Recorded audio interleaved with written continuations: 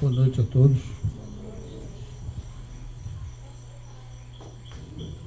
Nós estamos buscando trazer as obras básicas da doutrina espírita para que seja possível a compreensão de tudo relativo ao mundo espiritual, a compreensão dos fenômenos mediúnicos que acontecem conosco a todos os instantes, o processo de influenciação dos espíritos para conosco em nossos pensamentos, em todos os instantes, em todas as decisões que tomamos em nossas vidas, em nossos atos ou não, para que a gente possa, aprendendo a nos proteger, nos tornarmos um pouco mais livres desta influência. E o Livro dos Espíritos, a primeira obra publicada na codificação kardeciana, no estudo de Kardec, é um livro fantástico, de uma leitura espetacular, mas que não é um livro de se ler. É um livro de se estudar, de buscar resposta, de tirar dúvidas e encontrar neste livro as respostas para aquelas situações que nós vivemos. Situações de dor e sofrimento. É onde nós encontramos a resposta para todas as dúvidas que regem o mundo espiritual.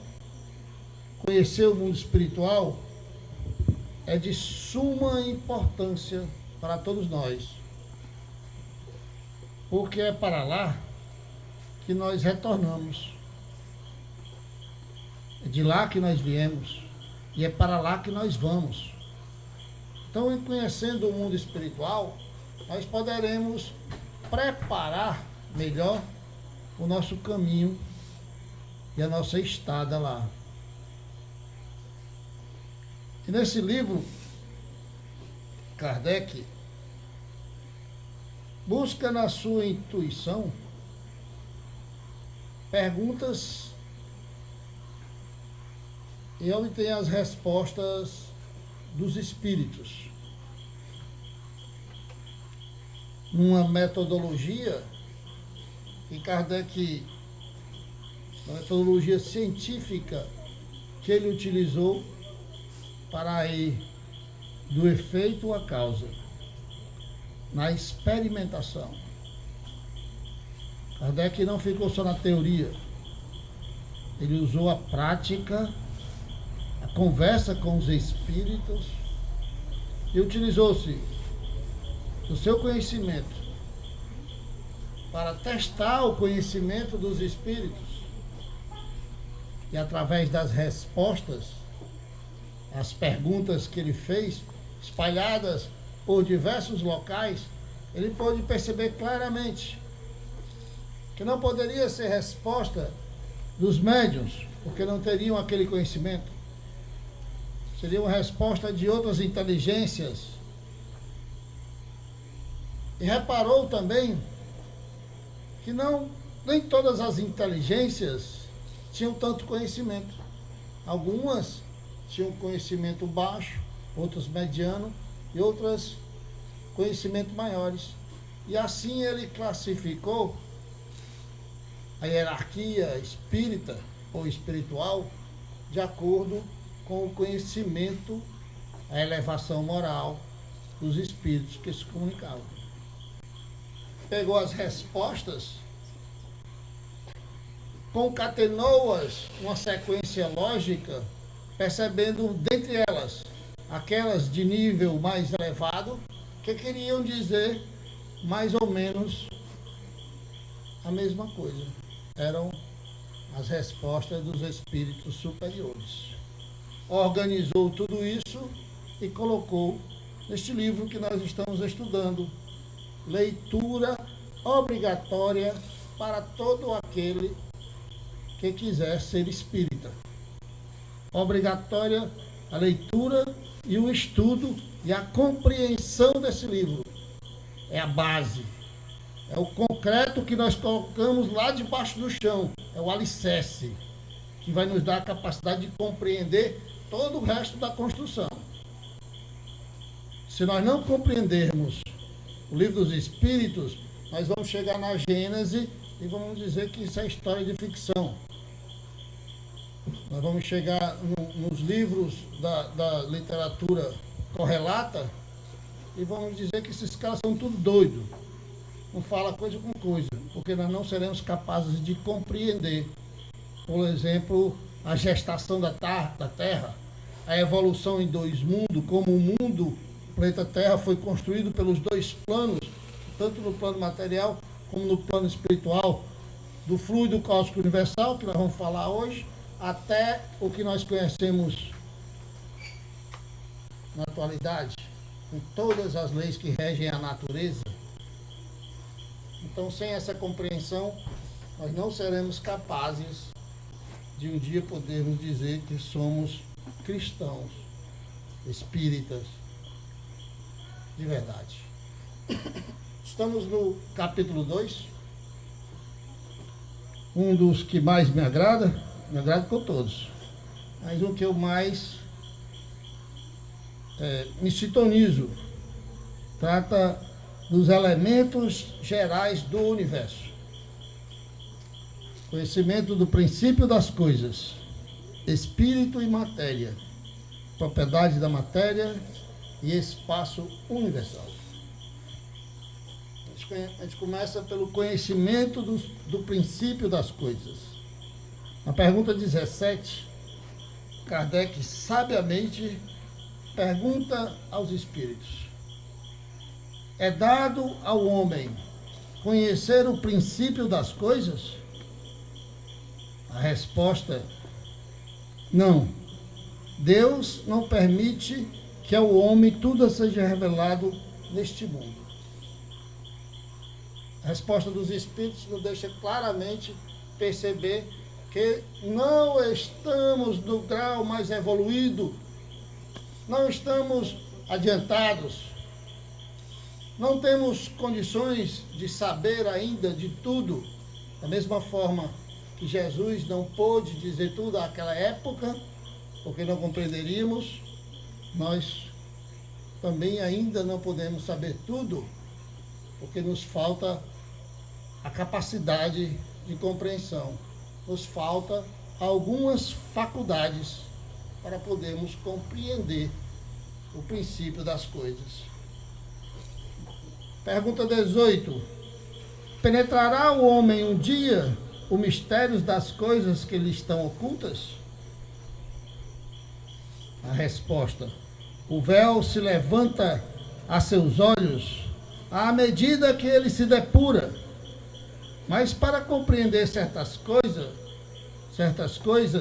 são-lhe precisas faculdades que ainda não possui. Nós não temos ainda a condição de compreender. Mas um dia iremos compreender. A lei do progresso também é uma lei de Deus.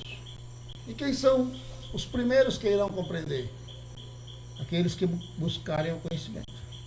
Aqueles que buscarem a sua evangelização. Aqueles que buscarem a sua reforma íntima. Aqueles que buscarem a sua evolução espiritual. Aqueles que passarem a compreender que nós somos os seres eternos. A morte não existe. O espírito continua vivo depois da morte. Continuamos a mesma pessoa.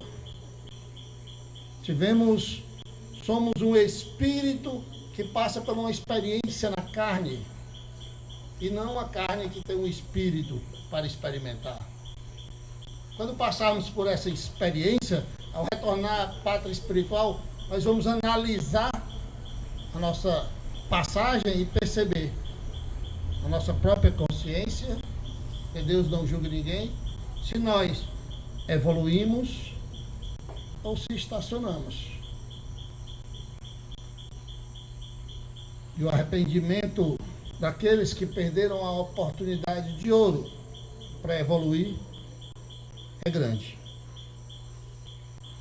Não pode, a pergunta 19, não pode o homem, pelas investigações científicas, penetrar alguns dos segredos da natureza? A ciência lhe foi dada para o seu adiantamento em todas as coisas. Ele, porém, não pode ultrapassar os limites que Deus estabeleceu. Essa tradução de Guilhom Ribeiro, eu fui buscar uma bem antiga, foi a única que eu achei do Guilhom aqui, acredito? Mas é boa essa aqui. Ele traz os comentários de Kardec. Kardec comentou essas perguntas, as impressões, o que ele compreendeu daquilo ali. E ele comentou da seguinte forma: quanto mais consegue o homem penetrar nesses mistérios, tanto maior a admiração que eles devem causar ao poder e à sabedoria do Criador. Entretanto, seja por orgulho, seja por fraqueza, sua própria inteligência o faz joguete da ilusão. Ele amontoa sistemas sobre sistemas e cada dia que passa lhe mostra quantos erros tomou por verdade e quantas verdades rejeitou como erros. São outras tantas decepções para o seu orgulho. Kardec diz claramente que ele também está descobrindo. E ele, como nós, tinha os seus sistemas, as suas teorias. Kardec não acreditava na reencarnação. Kardec não acreditava na reencarnação. E ele discutiu com os espíritos quando lhe apresentaram essa solução. E ele debateu com os espíritos, defendendo a sua ideia. Até que foi convencido. Porque não há como negar a reencarnação. E a reencarnação não é nada mais, nada menos do que outra oportunidade que nós, espíritos, temos, uma outra experiência na carne, para nos tornarmos pessoas melhores. Na pergunta 20, dado é ao homem receber, sem ser por meio das investigações da ciência, comunicações de ordens mais elevada, acerca do que lhes escapa aos testemunhos dos sentidos? Sim, se o julgar conveniente, Deus pode revelar o que a ciência não é dado a apreender. Kardec comenta: por essas comunicações é que o homem adquire, dentro de certos limites, o conhecimento de seu passado e de seu futuro. Ora, antes da doutrina espírita, existiam fenômenos mediúnicos. O fenômeno mediúnico não passou a acontecer com o advento do espiritismo, não. Sempre aconteceram. Ali a nossa irmã que vem lá do Egito Antigo sabe disso. Sempre aconteceram os fenômenos mediúnicos. Sempre houve uma pitonisa, um oráculo, um pajé, um mago, uma feiticeira, uma bruxa, um sábio, um alquimista, um artista, um escritor. Sempre ocorreram fenômenos mediúnicos. A doutrina espírita só fez organizar de forma que a gente pudesse compreender isso aí. E essas revelações que nós recebemos do mundo espiritual, de acordo com a seriedade das pessoas, com a intenção das pessoas que se reúnem para receber orientações do plano espiritual, elas vêm. Elas vêm. Mas certas condições precisam ser estabelecidas para que os bons espíritos, o espírito mais elevado, dê o seu tempo precioso para estar numa reunião mediúnica, para dar uma orientação ou uma mensagem para um grupo. Vocês imaginam o quanto é precioso nessa época que nós vivemos, o tempo do nosso querido Dr. Bezerra de Menezes, para ele estar em toda esquina. Ah, doutor Bezerra de Menezes, levei uma topada por aqui, meu filho. Isso não existe, pessoal. Tem que haver seriedade. Tem que haver comprometimento. Tem que haver boas intenções para que os bons espíritos compareçam. Kardec ensina aqui que nós precisamos nos sintonizar com os bons espíritos para podermos nos comunicar com eles. E a única maneira da gente sintonizar uma rádio FM é estando na FM. Ninguém vai sintonizar FM estando na AM de jeito nenhum. Tem nenhum perigo.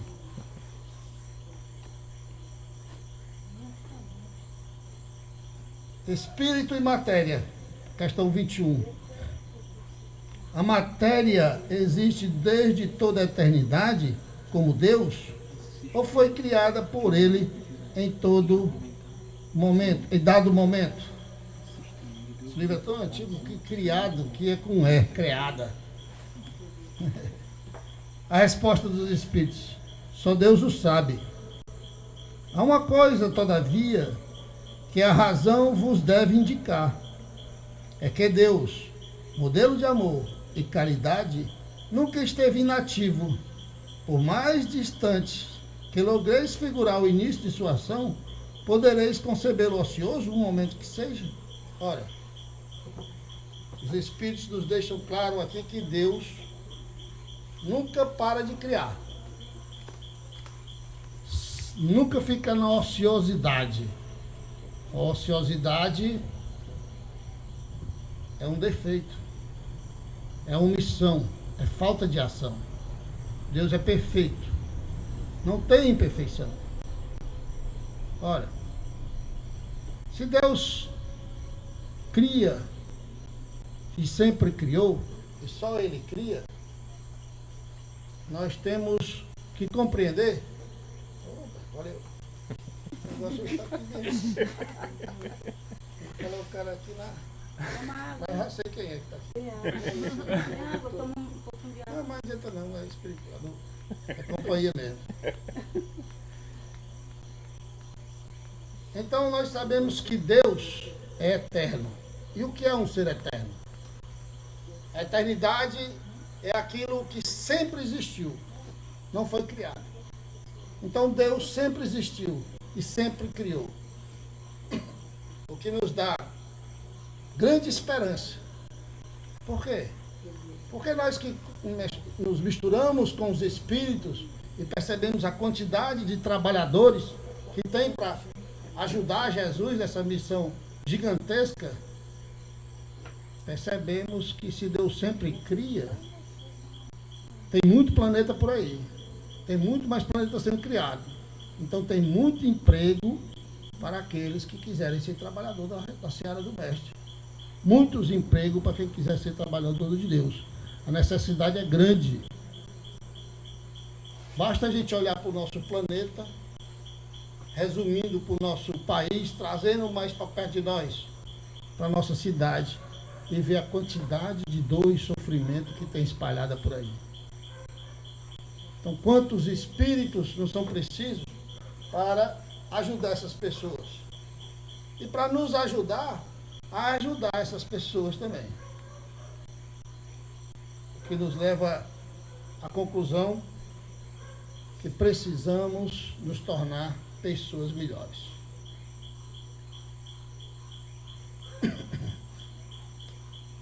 Pergunta 22. Define-se geralmente a matéria como sendo o que tem extensão, o que é capaz de nos impressionar os sentidos, o que é impenetrável.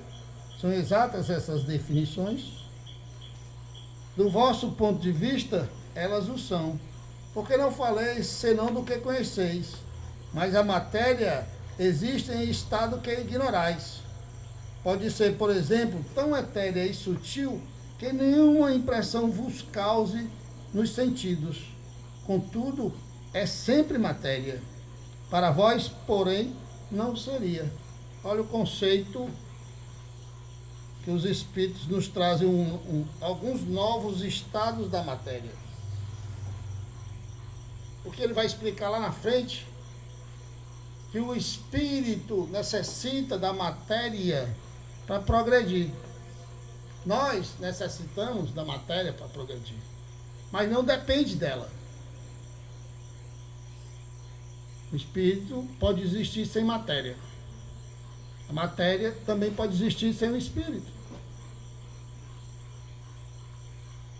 Mas a junção dessa matéria mais quintessenciada, mais fluídica, mais etérea, mais sutil, transformada no que ele vai chamar lá na frente de uma das transformações do fluido cósmico universal, aglutinada de forma que sirva de liame de comunicação. Para o espírito se comunicar com a matéria, precisamos do que foi chamado de perispírito. É o que nós costumamos dizer quando vimos um fantasma. Eu vi uma alma ali. Você está vendo? Não é o espírito. Não é um fantasma. Também não é uma alma. Quer dizer, uma alma pode até ser um espírito encarnado, em desdobramento, e um vidente vê, está vendo uma alma, né? Que a alma é espírito encarnado. Mas que está vendo na realidade é o perispírito. É esse corpo formado pelas modificações do fluido cósmico universal, pelos os fluidos do ambiente, do planeta onde você vai encarnar, para servir de conexão entre o espírito e o corpo físico. E a gente vai compreender isso aqui já já. E toda a matéria que existe são transformações do fluido cósmico universal. E o que é o fluido cósmico universal? O fluido cósmico universal é a matéria primeira, matéria primária de todas as outras matérias. Ele existe em todos os locais. Não existe espaço vazio.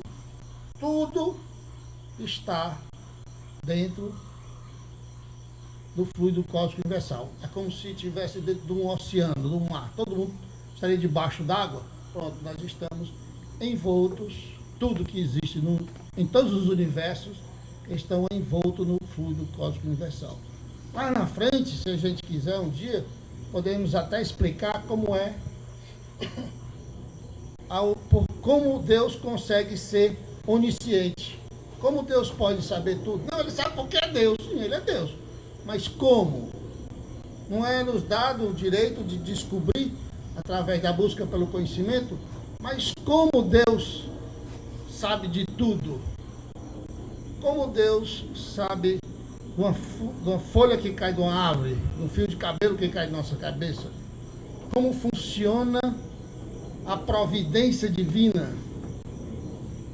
Está tudo interligado com o conhecimento do fluido cósmico universal.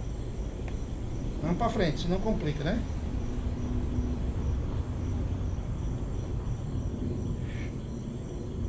Da pergunta 23. Que definição podeis dar da matéria?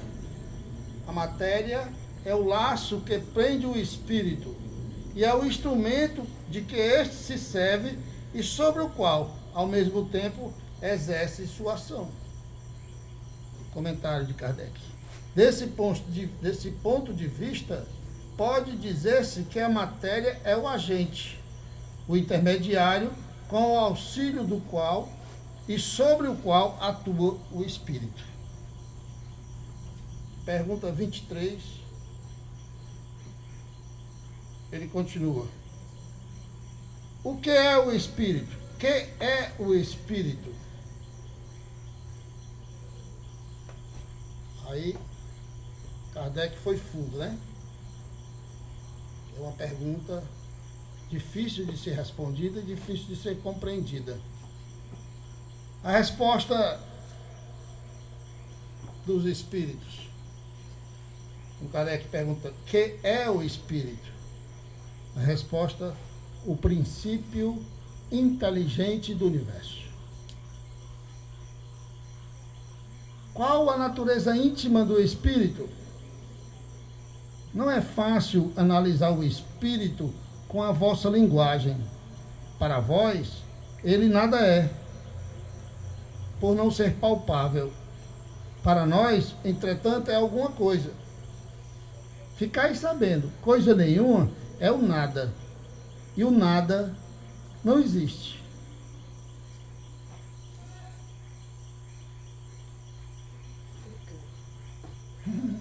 fácil.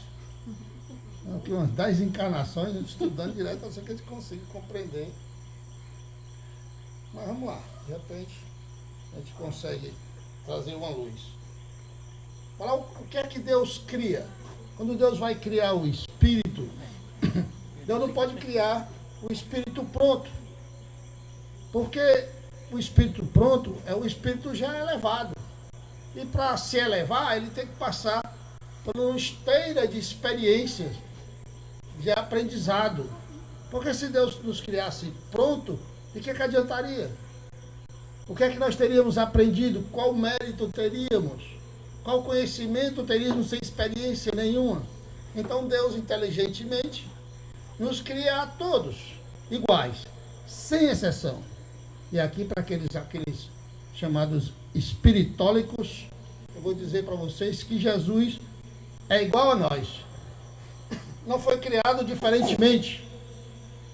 Foi criado igual a todos os outros filhos de Deus, todos os outros espíritos.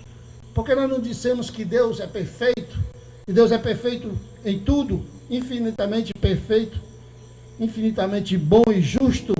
Então ele não seria justo comigo se tivesse criado Jesus já pronto, sábio, espírito puro, e tivesse me deixado passar por todas as experiências que a gente tem para trás, que a gente vive agora, e que a gente tem para viver ainda, para adquirir o conhecimento que ele tem.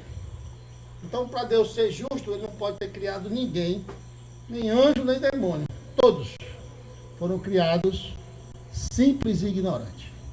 Beleza, estamos falando de filosofia. Filosoficamente, Deus nos cria a todos simples e ignorantes. Mas como? Como pode ser isso? Como podemos ser simples, ignorantes sem saber de nada? Só de uma única forma. Nos cria sem nada. Apenas o princípio inteligente que ficou denominada mônada celeste, que precisa passar por diversas experiências, e essas experiências precisam sair do coletivo para o individual, reino mineral. Precisamos, depois da individualidade, receber matéria orgânica, criar vida. Aí o princípio inteligente é unido ao princípio vital. Assim, temos vida orgânica no reino vegetal. Precisamos, evoluindo depois das experiências enquanto princípio inteligente, evoluindo no reino vegetal, chegamos ao reino animal, do protozoário, da ameba, ao anjo. No reino animal, vamos evoluindo pelas experiências enquanto princípio inteligente, evoluindo pelas experiências até um dado momento que a ciência chama de elo perdido, quando saímos do reino animal para o reino nominal. No reino animal já há uma certa inteligência, um instinto animal. Vamos aprendendo a ser pai. O pai no reino animal é sempre bruto. Vamos aprendendo a ser mãe. A mãe é sempre amorosa, tem o instinto materno. Não é assim? Algumas pessoas, quando trocam de sexo, aí inverte essas coisas, né? O pai fica amoroso e a mãe mais bruta do que o cavalo. Não é verdade? Acontece.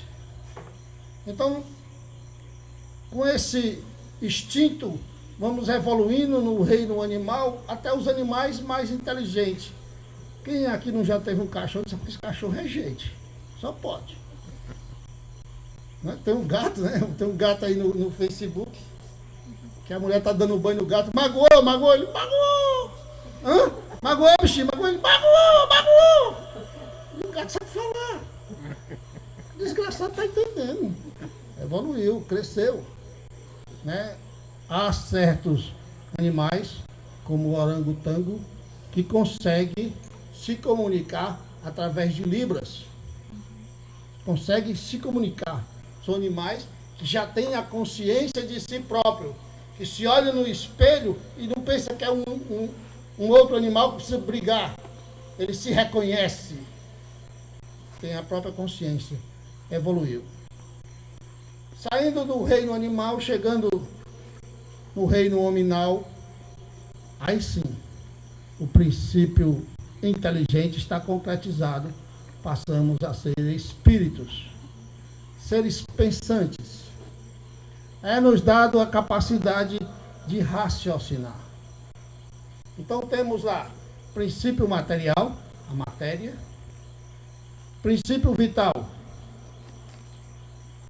o que dá vida à matéria, e o princípio inteligente, que é o espírito propriamente dito, a junção disso tudo, nos tornamos seres humanos. Quase macacos. Quase macacos, lá nas cavernas. Ninguém lembra não das pauladas que dava na cabeça da mulher? Quase macacos.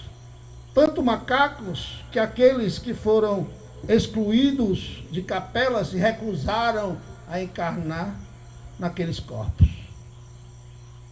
Olha aí. Pensou? Se recusaram a encarnar em corpos que pareciam macacos. Isso os obrigou a trabalhar geneticamente a matéria, para melhorar a matéria, para eles poderem encarnar. Evoluíram, são as primeiras grandes civilizações. Isso está lá no livro Gestação da Terra. Mas se nós não compreendermos isso aqui, não vamos compreender lá, não adianta ler. Então, enquanto espírito, saímos das cavernas até a civilização. Ninguém sabe se nós estamos ainda, já estamos na civilização. Porque nós olhamos a nossa realidade e percebemos que nós estamos em mundos selvagens. A selvageria impera. Somos realmente seres civilizados? Somos? A grande maioria, infelizmente, não. Infelizmente, não. Deu para compreender um pouquinho sobre o espírito, né? A gente pode ler mais um pedacinho, senão o Felipe briga porque eu não terminei a minha parte.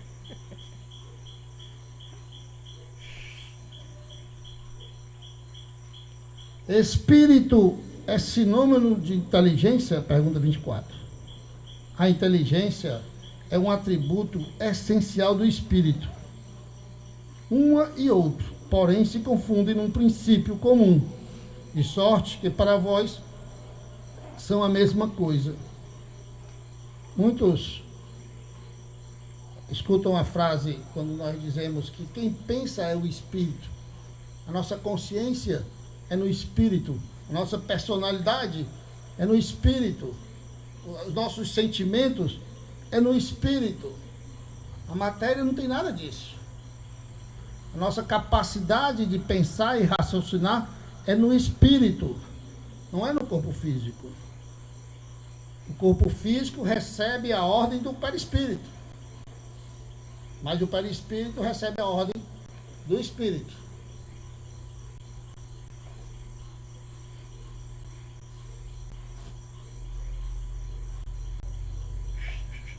O espírito independe da matéria ou é apenas uma propriedade desta? Como as cores são da luz e o som ou é do ar? Pergunta 25. São distintas uma do outro, mas a união do espírito e da matéria é necessária para intelectualizar a matéria. Olha aí, eu acabei de dizer.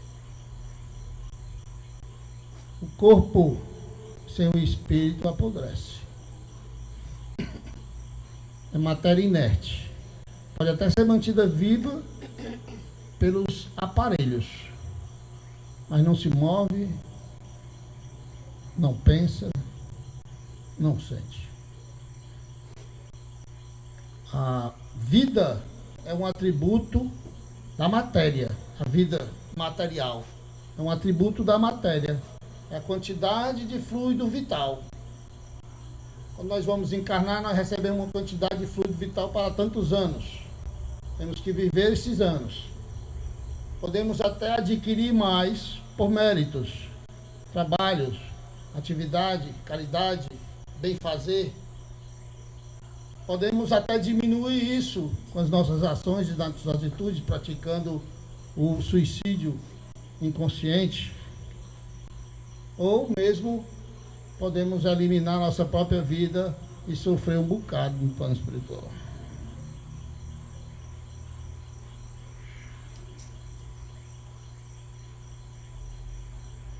Comentário de Kardec. Essa união é igualmente... Não, pergunta de Kardec, complementando a 25. Essa união é igualmente necessária para a manifestação do Espírito? Comentário de Kardec. Comentário de Guilherme Ribeiro, que é o tradutor aqui, que está dando uma explicação para que a gente entenda o que o cara quer dizer. Entendemos aqui por Espírito o princípio da inteligência, a abstração feita das individualidades que por esse nome se designam. A resposta à pergunta. Vou repetir a pergunta. Essa união é igualmente necessária para a manifestação do Espírito? É necessária a vós outros, porque não tendes organização apta a perceber o Espírito sem a matéria. A isto não são apropriados os vossos sentidos. E aqui cabe um comentário breve, porque no meio espírita, entre os pensadores, os estudiosos da espiritualidade, do mundo espiritual, uma certeza de que o espírito não pode existir sem o perispírito. O que nós discordamos amplamente. E na própria literatura espírita, nós vemos exemplos de que é possível sim existir um espírito sem matéria propriamente dito. Deus criou o espírito e a matéria. O que existe no universo? Deus, espírito e fluido cósmico universal, que é matéria. Então, pode o espírito existir sem a matéria? Vamos simplificar a matéria, denominando-a de perispírito. Pode existir o espírito sem perispírito? Pode. Aqui no livro dos Espíritos, não lembro qual pergunta, é nos dito que nós podemos mudar de globo, mudar de planeta. Evoluímos, vamos para um planeta mais evoluído do que o planeta Terra. É nos dito aqui também que o perispírito é formado pelos fluidos do ambiente, do orbe onde você vai encarnar.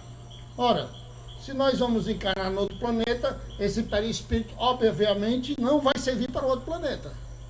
Então ele vai ser descartado e o espírito não vai deixar de existir. Não é isso? No outro planeta vamos formar outro perispírito. Mas naquele ato de tempo, está existindo o espírito sem o perispírito. É nos formado também por André Luiz, Missionários da Luz, salvo engano, em que em dado momento, numa reunião mediúnica que acontece no plano espiritual, o médium chamado Raul já está participando daquela reunião, e eu tenho a maior inveja no bom sentido desse cara. O cara desdobra e vai participar de reunião mediúnica com os mentores, os dirigentes do nosso lar. Quer dizer, é um médium que merece respeito. Pois bem, ele e uma senhora que eu não me lembro o nome, ele desdobra e já está no mundo espiritual participando da reunião desdobrada. Quando é, se necessário, buscar uma entidade, um espírito em certo local,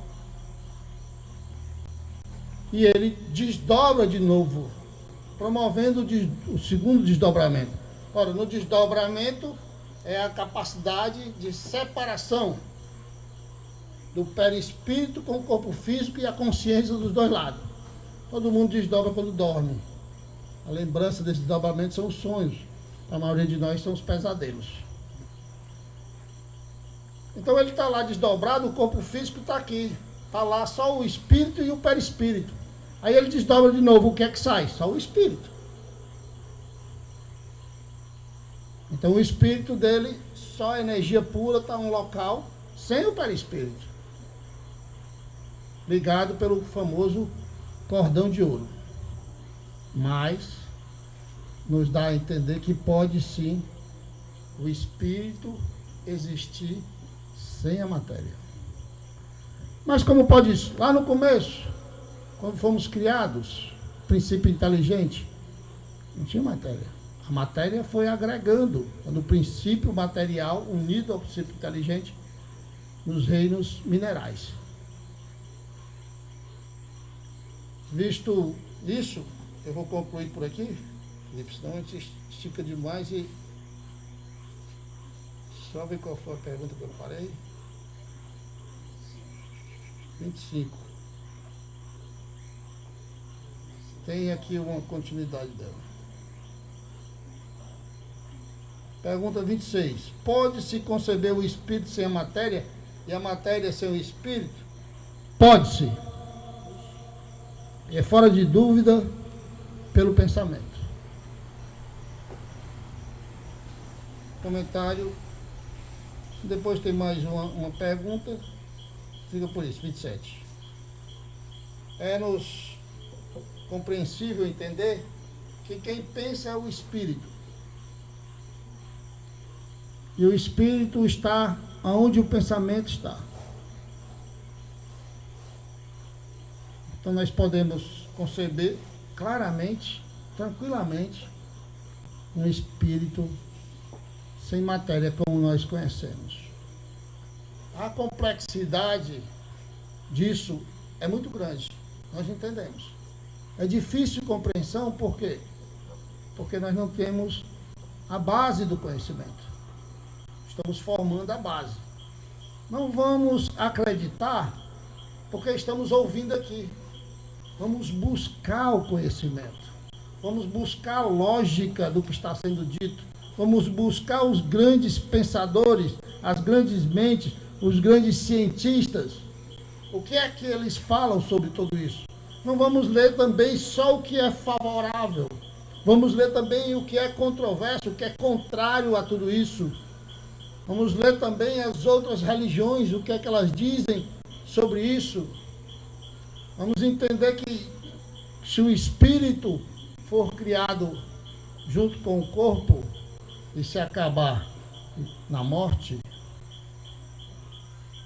por que sofremos? Porque há dor e sofrimento se a morte for o fim. Onde estaria a justiça de Deus para com aquelas pessoas que já nascem numa situação de dor e sofrimento?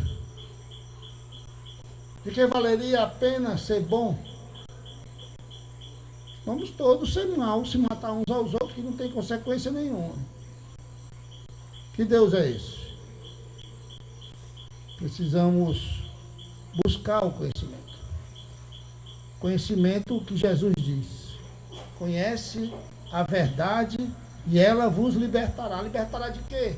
Da ignorância. E nós só nos libertaremos com o conhecimento. Porque o ignorante, no sentido de não ter conhecimento, acredita em tudo que eles dizem. Está aí o exemplo que nós estamos aí, com essa loucura toda que está acontecendo no Brasil. Essa semana um padre foi espancado porque estava vestindo uma camisa vermelha. Que absurdo. As mulheres foram chicoteadas na rua porque estavam mostrando a sua ideologia política. Um menino se suicidou porque o pai o batia todo dia porque ele era gay. Se assumiu. Que mundo é esse? Somos seres civilizados. Somos menos? Vamos pensar bastante a respeito disso. Que Deus nos abençoe a todos.